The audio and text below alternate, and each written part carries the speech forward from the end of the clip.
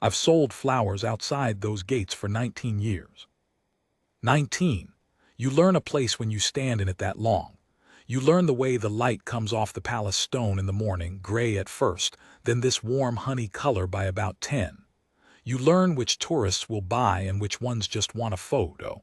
You learn the guards, even when you're not supposed to, even when they never look at you. So when I tell you something was wrong that morning, something in the air before anything happened, I need you to understand I'm not making that up after the fact. I felt it. I just didn't have a name for it yet. Let me start at the beginning, because if I jump to the loud part, you'll miss the thing that actually mattered. And the thing that mattered was quiet. It was a Tuesday in early autumn. Varenhall gets these perfect days right before the cold comes in, the kind where the sky is so blue it looks painted, and the whole square smells like roasted chestnuts from the cart on the corner. The flower trade is good on days like that. People are happy. Happy people buy flowers. I'd set up my stall by 7:30, same as always. Tulips were finishing for the season, so I had the last of them out front, and behind those, the chrysanthemums coming in. I remember the chrysanthemums because a little girl pointed at them later and well, I'll get there. The palace gates were closed, of course. They're always closed in the morning until the changing. Behind them you could see the inner court, the long gravel path, and the guards standing at their posts in those tall black hats and the red coats. Tourists love the red. They line up against the rope barrier and they wait, sometimes for an hour, just to watch men stand still.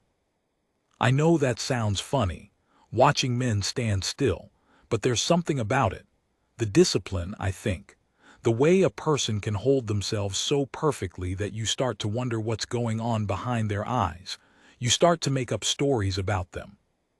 I'd made up plenty about the young one. His name, I didn't know it then, I learned it after, the way the whole kingdom learned it, was Corporal Elias Ward. But that morning he was just the young one to me.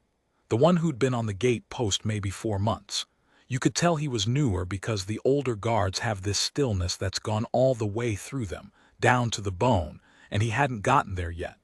With him, you could still see the effort. The way his jaw would set a little harder when his feet ached. The way his eyes would flick, just once, just barely, when a child laughed too loud right in front of him. He was good, though. Don't mistake me. He held that post like he'd been carved into it.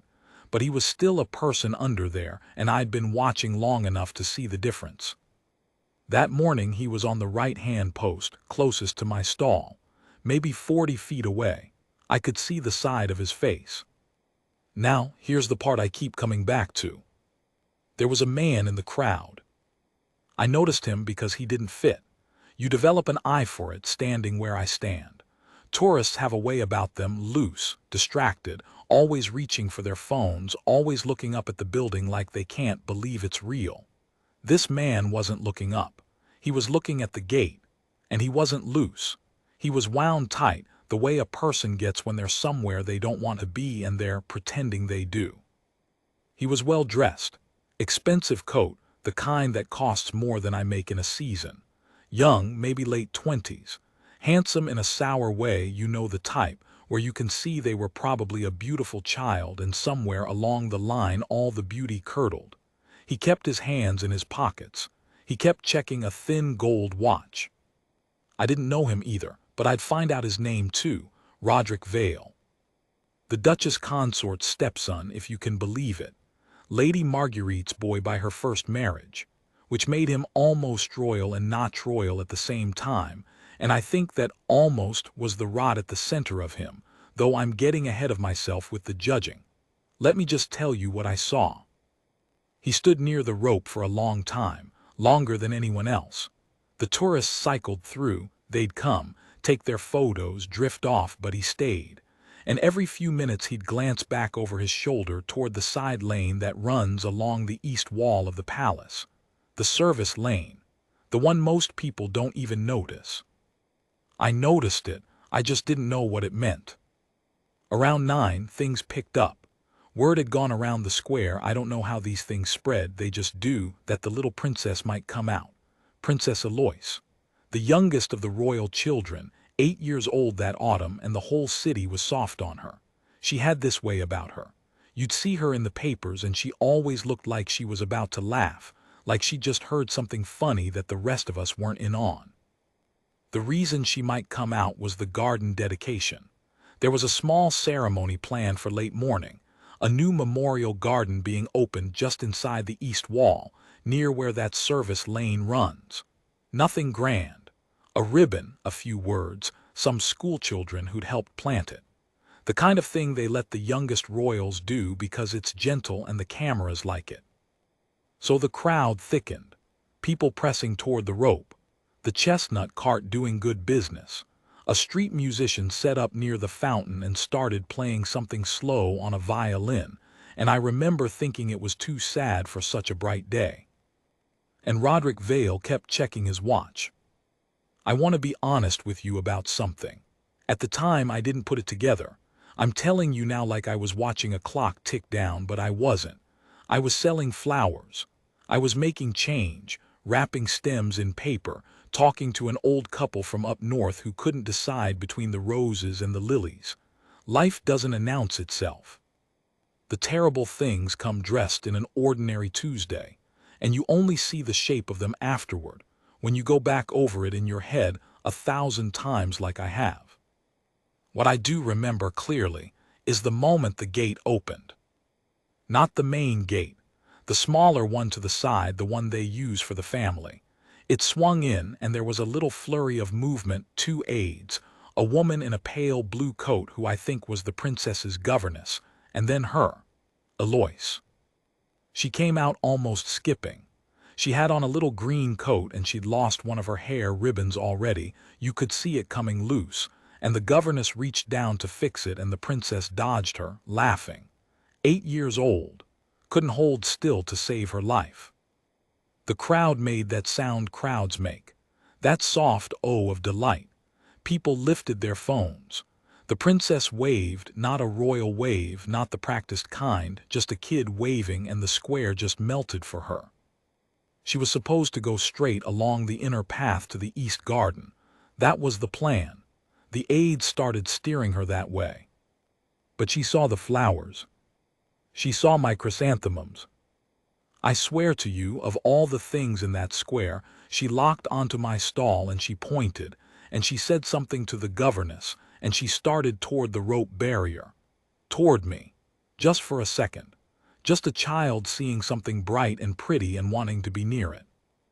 The governess caught her hand, gentle, started to turn her back toward the path, and the princess looked over her shoulder at the flowers with this little face of pure longing, and God help me, I picked up a single white chrysanthemum and I held it up over the rope, just to make her smile, just to be part of her good morning. That's when I noticed Corporal Ward had moved. Not much, an inch, maybe 2. To anyone else it would have looked like nothing, a guard shifting his weight. But I'd watched that man stand still for 4 months, and I knew the difference between a shift and a thing that has meaning. His head had turned, just slightly, toward the east lane. He'd seen something. I followed his eyes, and there was Roderick Vale no longer by the rope at all. He drifted to the edge of the crowd, right where the square narrows into that service lane, and he was looking down it, and his hand was no longer in his pocket. His hand was up at his ear, like he was on a phone, but there was no phone. I want to be careful here. I'm telling you what I saw and what I've pieced together, and some of it I only understood later in the hearings when they laid it all out. So let me separate the two for you, because you deserve the honest version. What I saw in the moment. A sour young man standing at the mouth of a lane with his hand at his ear, and a young guard who'd noticed him, and a little princess reaching for a flower. What I learned later, that Roderick Vale had spent 8 months drowning in debt he couldn't tell his stepmother about. That he'd fallen in with people who don't lend money so much as buy pieces of you. That those people had a use for someone with a face the palace recognized, someone who could get close, someone whose name opened a service gate that should have stayed shut. That the garden dedication had been on a public schedule for 3 weeks, and that there was a reason he kept looking down that lane. But I didn't know any of that yet. In the moment, all I had was a feeling, a cold one, the kind that climbs up the back of your neck.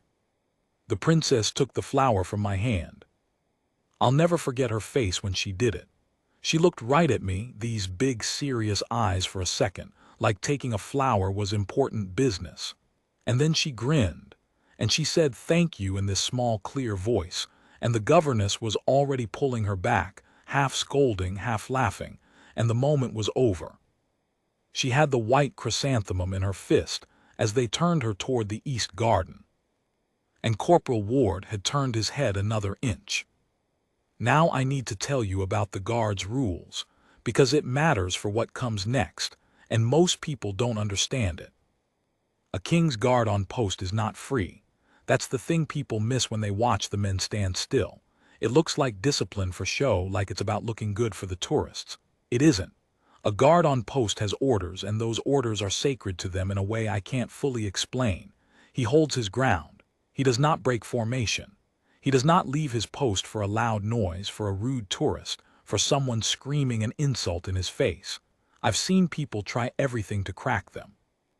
Waving hands, shouting. One man danced in front of the older guard for 10 full minutes once. The guard didn't blink.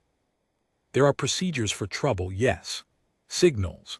The guards aren't alone, there are others, the ones you don't see, the plain-clothed ones, the response teams. A guard's job is to hold and to signal, not to run off into the crowd on a hunch. So Corporal Ward was caught in something. I understand that now. He'd seen a man behaving wrong at the mouth of a lane that led to where the princess was about to walk, but he had nothing solid, a glance, a hand at an ear, a sour expression. You can't abandon your post over a sour expression. They'd have him out of the regiment by sundown. I watched him hold. I watched him do the right thing, the disciplined thing, the thing he'd been trained into. He held his post, and his eyes tracked. And I'd bet everything I owned that under that tall black hat his mind was going 1,000 miles an hour, weighing it, the way you weigh a thing you're not sure about. Is it nothing? Is it everything? Will I throw away my whole post, my whole career over a feeling? I know that weight. We all know it. The moment when your gut is screaming and your reason says hold on, don't be foolish, don't make a scene. The princess was 20 feet down the inner path now, the white flower bright in her hand. Roderick Vale lowered his hand from his ear. And he stepped back, away from the lane, quick, like a man getting clear of something. That was the moment Corporal Ward broke his stillness, not his post, not yet, but his stillness. I saw his whole body change. I saw him come awake, because a man stepping back, getting clear, lowering his hand after a signal, that's not nothing. That's a man who's just done a thing and doesn't want to be near it when it lands. The violin was still playing by the fountain. The chestnut cart was still steaming. The old couple from up north were still deciding between roses and lilies, and the woman asked me a question and I didn't hear it, because I was watching the young guard, and the young guard was watching the lane, and somewhere down that lane. I'll tell you what happened in the lane in the next part. I have to. But I want to stop here for a second, on this exact moment, with the flower in the little girl's hand and the guard coming awake at his post and the sour man stepping back, because this is the moment everything turned on, and almost nobody saw it. I saw it, from behind a stall full of the season's last tulips. And I have spent 19 years standing in that square learning to tell the difference between a shift and a thing that has meaning. That was a thing that had meaning. People ask me what it sounded like. The blast. They always want to know that first, and I understand why. It's the kind of thing you think you can imagine until you try. I'll tell you the truth, I didn't really hear it. That sounds mad, I know, but it's how it was. There wasn't a sound so much as a feeling that went through everything at once, like the whole square took a breath in and then got shoved. The air hit me before any noise did. A flat, hard push against my chest and my face, and my stall went over, the tulips and the chrysanthemums and the little tin where I keep my coins all going sideways, and I was on the ground before I understood I was falling. The sound came after, or maybe at the same time, and my brain just put it in that order so it could cope. A deep flat crack, and then this long rolling thing underneath it, like the ground itself was clearing its throat. Then glass. The sound of glass is the one that stays with me. From somewhere up the lane and along the east wall, this bright terrible rain of it, going on and on. And then silence, just for a second. A whole square full of people, and not one of them making a sound, like the noise had used up all the noise there was. I was on my hands and knees in spilled flowers. My ears were ringing that high thin whine, you know it, and everything looked wrong, tilted, dust in the air turning the honey-colored light to gray. I remember the violin had stopped. I remember thinking, stupidly, where did the music go, as if that were the strange thing. Then the screaming started. It came up out of the crowd all at once, the way a flock of birds goes up off a field. People scrambling, falling over each other, that animal panic where nobody knows which way is safe, so they all go every way at once. A woman ran past me with blood on her hand, not bad, a cut from the glass, but she was holding it up in front of her face and staring at it like it belonged to someone else. The chestnut cart was on its side. The old man from up north was sitting on the ground near my stall with his wife crouched over him, and she was saying his name over and over, and he was all right. He was just stunned. But in that moment nobody was all right, not really. And through all of it, through the dust and the running and the glass, I did the thing I've gone over 1,000 times since. I looked for the princess. I don't know why. I had no business with her. She wasn't mine to worry about. There were aides, there were guards, there were grown people whose whole job was her.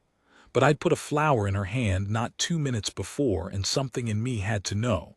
And so I pushed myself up on my knees in the wreck of my stall, and I looked down the inner path toward the east garden. What I saw I will carry with me until I die.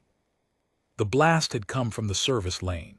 That much was clear even then. The dust was thickest there, and the east wall along it was scorched and broken, and that's where the glass had come from, the windows along that side blown clean out.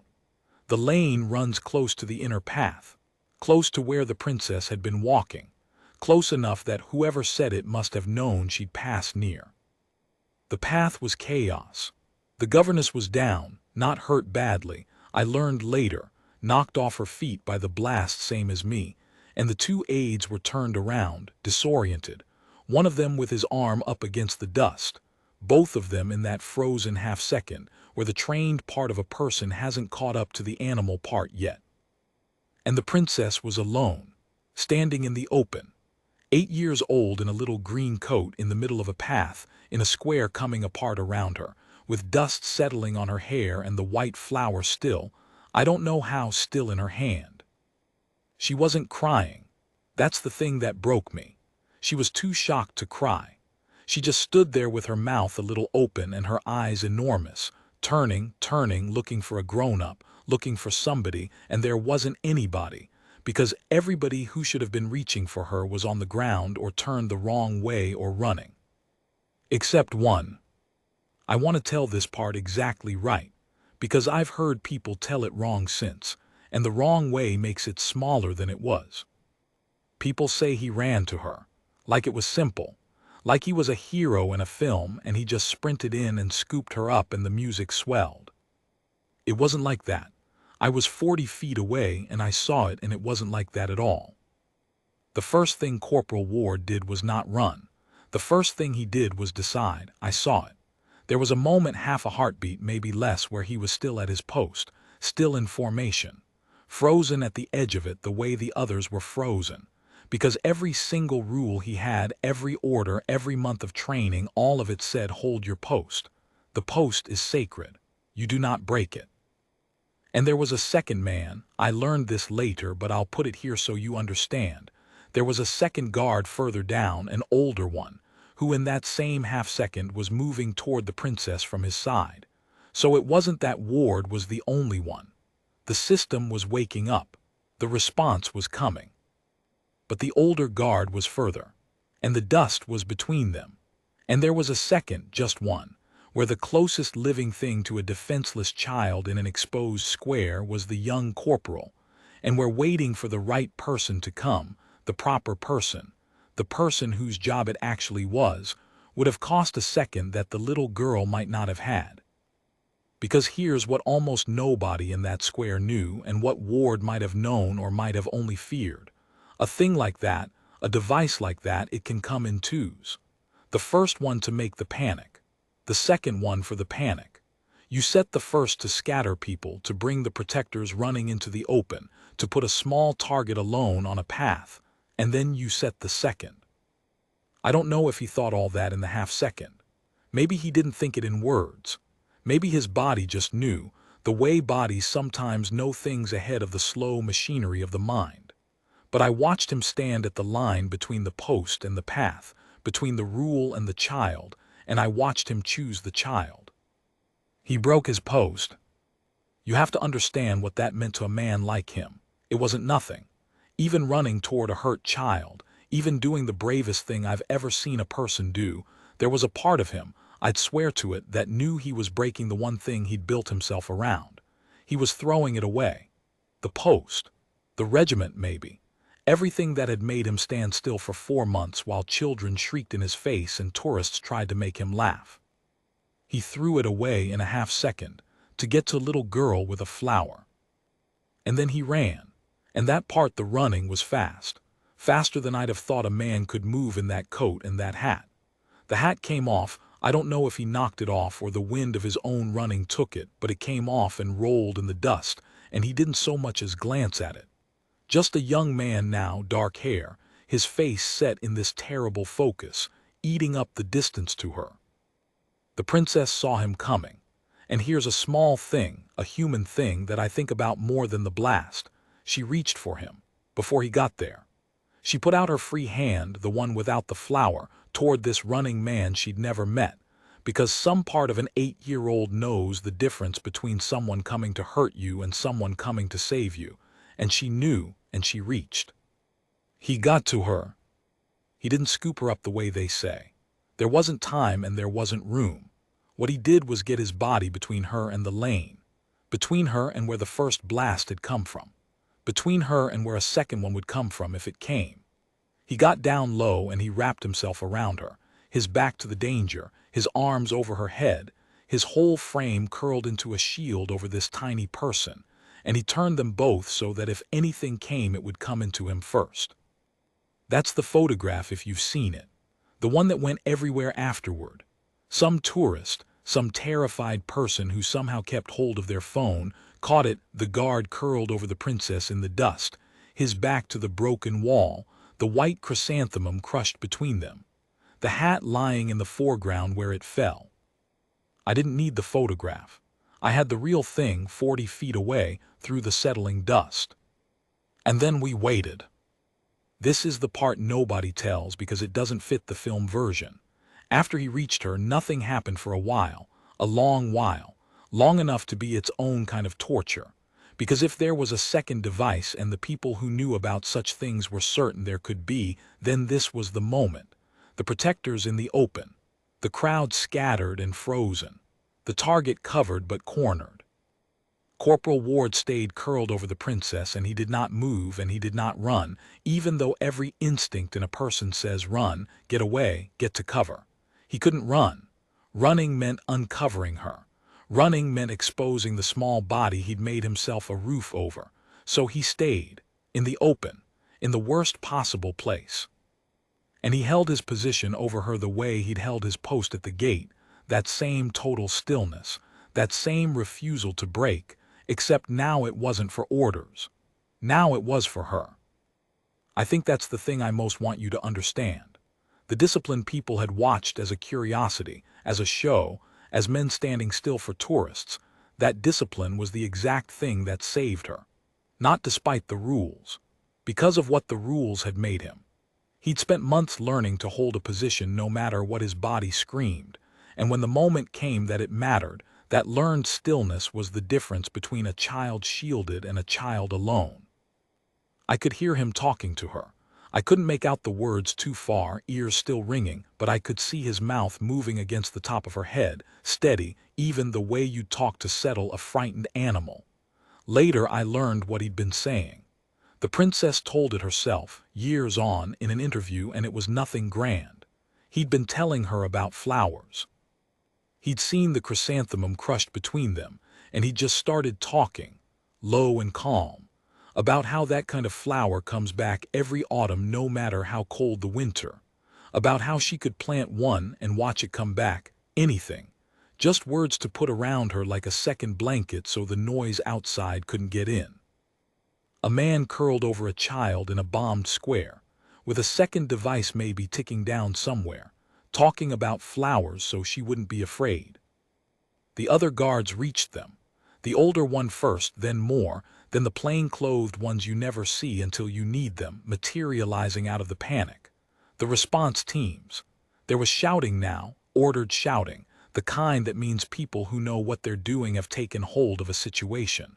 A ring of bodies formed around Ward and the princess. They got a vehicle up the path somehow. They moved fast and they moved smart and within. I don't know, it felt like an hour, it was probably 90 seconds. They had the princess up and away, passed from Ward's arms into the arms of the people whose job it was, bundled into the vehicle, gone. And here's the detail that I think tells you everything about the man. When they took her from him, she didn't want to let go. She had her fists in his coat and they had to gently work her loose, and even as they lifted her away, she was looking back at him over the shoulder of the officer carrying her. And Ward kneeling there in the dust, his hat gone, his coat torn, having just thrown away his post and very possibly his career, having just spent the longest 90 seconds of his life waiting for a second blast that thank God never came. Ward gave her a little wave. Not a royal wave, not a soldier's salute, just a small, exhausted human wave, the kind you'd give a child you were sorry to see go. The same kind of wave she'd given the crowd coming out of the gate before any of it. And she waved back, the little hand still half curled where the flower had been. Then she was gone, and the square was full of sirens, and the dust was settling on a young man kneeling alone where his post used to make sense, and I was 40 feet away on my knees in a wreck of tulips, crying so hard I couldn't see. There's more. There's the part about Roderick Vale, about where he went in the chaos and how they found him, and what came out about the men he owed and the gate his name could open. There's the part about what they decided to do with a guard who broke his post, which is not the simple story you'd think. And there's the part about the flower, which I didn't understand the meaning of until much later. But I've got to stop here, because I'm an old woman telling a long story, and even now my hands shake when I get to the waiting. The 90 seconds. The man who would not run. I'll finish it for you, I promise. There's a reason this story has an ending worth hearing, and it isn't the blast. It's what he did after. They caught Roderick Vale 3 streets away, walking. Not running, walking, that's what got him. In the end, the same instinct I'd watched all morning, the one that made him step back and get clear before the blast landed. A man who runs from a bombed square looks guilty, so he didn't run. He walked, calm as you like, in that expensive coat, away from the screaming and the sirens, and he very nearly made it. He'd have made it probably if not for the young guard's hat. I'll explain that, it matters. When the response team swept the square, they were piecing it together fast, where the blast came from, who'd been near the lane, who'd behaved wrong. And somebody, one of the plain-clothed ones, had been watching the crowd the whole time the way I'd been watching it, except he was trained and I was just a flower seller with an eye. He'd clocked Vale too, the man at the mouth of the lane with his hand at his ear. And when the dust came down and the man was gone, he knew which way he'd drifted. But the thing that sealed it, the thing they told about in the hearings, was that Corporal Ward, in the middle of everything in the 90 seconds curled over the princess waiting to die, had still been a guard. He'd still been watching. And when they finally lifted the princess away and someone tried to move him too, to check him for wounds, he wouldn't go quiet. He grabbed the nearest officer and he gave them a description. The coat, the watch, the lane, the hand at the ear and the step back. He'd seen it all from his post before he ever broke it, and he'd held it in his head through the blast and the shielding and the waiting. And the first thing he did when his arms were finally empty was hand it over. That's how they knew which way to look. That's how they caught a man walking 3 streets away. Roderick Vale, it turned out, was drowning. I told you a little of this already, but the full shape of it came out slow, over weeks in the papers and the proceedings, and it was sadder than I expected. He wasn't a monster the way you want the villain to be a monster. He was a weak man in a deep hole. Gambling mostly. Bad debts to worse people. The kind of people who don't want money back so much as they want a use for you. And a man whose stepmother was the Duchess consort. A man whose name and face could get a service gate to open without too many questions. That man was useful. He swore at the end that he hadn't known it would be that they'd told him it was something smaller. A scare, a statement, a thing to embarrass the palace, not what it was. Maybe that's true. Maybe a man tells himself anything to sleep. But he'd given them the schedule. He'd told them when and where. He'd stood at the mouth of that lane and put his hand to his ear, and whatever he thought he was doing, a little girl had ended up alone in the open with dust in her hair. I don't have it in me to hate him. I've tried. I sat in that square for 19 years and I watched the world go by, and I learned that most of the harm in it isn't done by devils. It's done by weak people who couldn't say no at the moment that mattered. That's almost worse. A devil you can fight. A weak man you can only mourn. He went away for a long time. That's all I'll say about Roderick Vale. He's not the point of this story. He was never the point. I only tell you about him so you understand what the young guard stood between the princess and. Now the harder part, what they did with Corporal Ward. You'd think it would be simple. You'd think a man who shielded a princess with his own body would get a medal and a parade, and that would be that. And he did, in the end, get something like that. But it wasn't simple, and the reason it wasn't simple is the most interesting thing about this whole story, so let me slow down. Because Corporal Ward broke his post. I keep saying it because it keeps mattering. In the world of those guards, that's not a small thing you wave away because it worked out. A post is a post. The rule that a guard holds his ground, that he signals and waits for the response, that he does not go charging off into a crowd on his own judgment, that rule exists for good reasons. If every guard ran off every time his gut told him to, you wouldn't have a guard at all. You'd have men reacting, scattering, leaving gaps. The whole system that actually kept the princess safe. The layers, the response teams, the older guard already moving from the other side. That system only works if people hold their assigned places. Ward didn't hold his. And there were men, serious men, who said so. Quietly after. That what he did was magnificent and also a breach, and that you couldn't simply pretend the breach away because the cameras loved him. Because if you did, you taught every young guard that the rules were for ordinary days and could be thrown off the moment things got exciting. Which is exactly the moment they matter most. I sat in on part of the inquiry. They let the public in for some of it, and I went because I'd been a witness and because I couldn't stay away. And I listened to a senior officer, an old man, ramrod straight. You could tell he'd held a post or two in his time, lay all this out.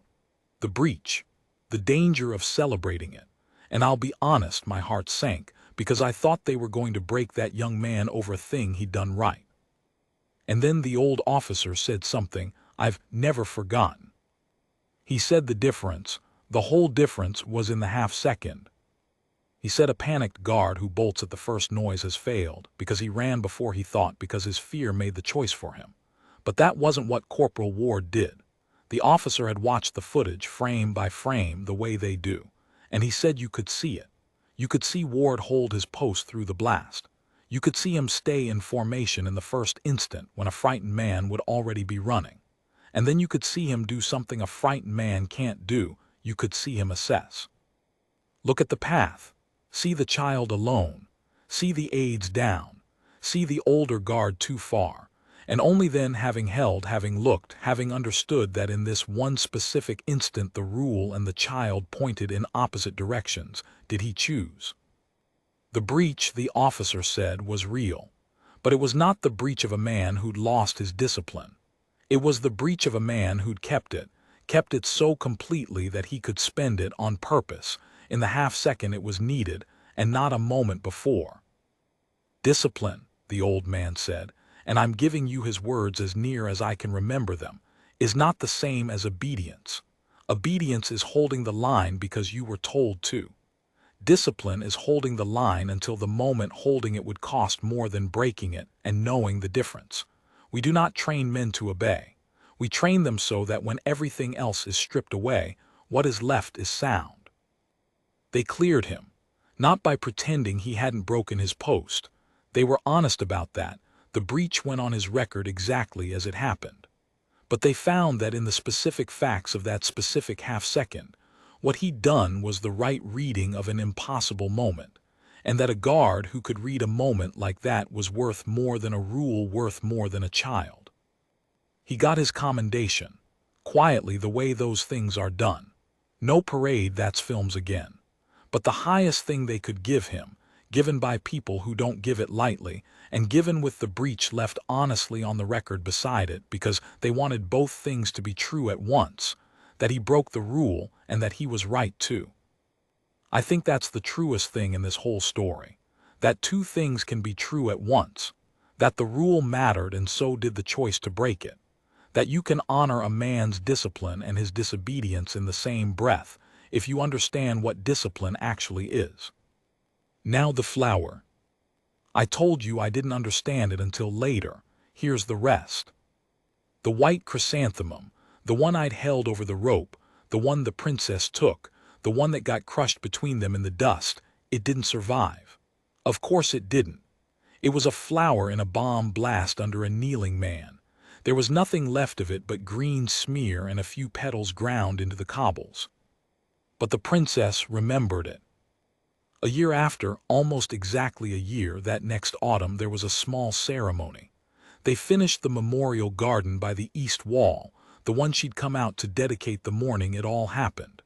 They'd held off a year out of respect, and then they finished it. And the princess, 9 years old now, came back to open it properly. And the whole garden was chrysanthemums, white ones, rows and rows of them, the kind that come back every autumn no matter how cold the winter, just like the young guard had told her, low and steady, with his body curled over her and the world maybe about to end. She'd remembered that too. The flowers that come back.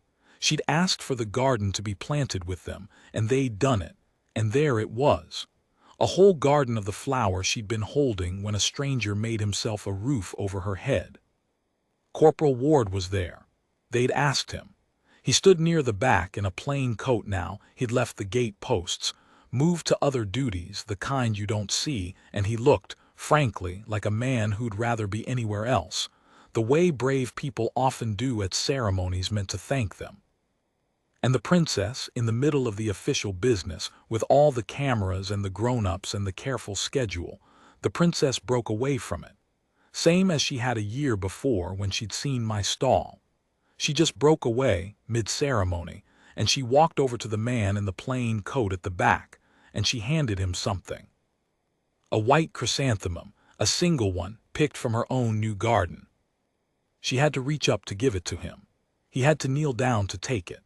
And I was there, they'd asked me too, the flower seller who'd been a witness, and I'd stood at the back same as him because that's where people like us stand. And I watched a 9-year-old princess give a chrysanthemum to the man who'd shielded her, completing a circle that had started with me holding one over a rope on a bright Tuesday before the world cracked. He took it. He didn't say anything. He couldn't, I think. He just took it and looked at it and looked at her, and then he stood up and he gave her that same small human wave he'd given her in the dust, and she gave it back, and that was all. That was all, and it was everything. I've sold flowers outside those gates for 20 years now. 20, as of this autumn. I still set up by 7:30. I still know the way the light goes honey-colored by 10. There are new guards on the posts and they stand just as still, and the tourists still line up to watch men hold themselves perfectly, and they still make up stories about what's going on behind those eyes. I don't make up stories anymore. I know what's behind there now. I saw it come out one Tuesday in the dust. People think the bravest thing that young man did was run to her. It wasn't. Running's easy when your blood is up. The bravest thing he did was stay, curled over a child in the open, in the worst place in the world, not knowing if a second blast was coming, holding a position that every instinct screamed at him to abandon, holding it the way he'd been trained to hold the gate, except the gate was just a gate, and this was a little girl. That's the whole story, really. A man learned to stand still for nothing, for show, for tourists, for an empty ceremony, and when the day came that standing still meant something, he was ready. All those still mornings were practice for the one morning it counted. So here's what I tell people now. When they stop at my stall and ask the old woman why she's still here after 20 years, why she doesn't pack it in, I tell them, because somebody has to be watching. Because the meaningful moments come dressed as ordinary Tuesdays, and they don't announce themselves, and most people miss them. And because once in a long while, if you're standing in the right place with the right eyes, you get to see what a person is actually made of. I saw it from behind a stall full of the season's last tulips. And I have never, not once in 20 years, seen anything braver than a young man kneeling in the dust, his back to the danger, telling a frightened little girl about the flowers that always come back.